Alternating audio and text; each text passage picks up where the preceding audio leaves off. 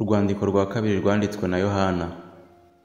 Jyewe umukuru ndabandikiye, kuriya watoranijwe, wowe n'abana bawe, abo nkunda by'ukuri. Nyamara si njye jyenyine ubakunda, ahubwo n'abazi ukuri bose barabakunda. Kubw'ukuri kuri muri twe, kandi bukazaba muri twe iteka ryose. Ubuntu n'imbabazi n'amahoro biva ku Mana Data wa twese no kuri Yesu Kristo Umwana we, bibane namwe mu kuri no mu rukundo. Urukundo rwa kivandimwe n'abigisha b'ibinyoma. Nishimiye cyane kuko nasanze bamwe mu bana bawe bagendera mu kuri, nk'uko twategetswe na Data wa twese. Nuko rero ndakwinginga mubyeyi, si uko nkwandikira itegeko rishya, ahubwo niryo dusanganywe, dufite uhereye mbere na mbere, kugira ngo dukundane.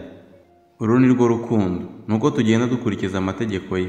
Itegeko ry'Imana ngiri, nuko tugendera mu rukundo nk'uko mwigishijwe uhereye mbere na mbere.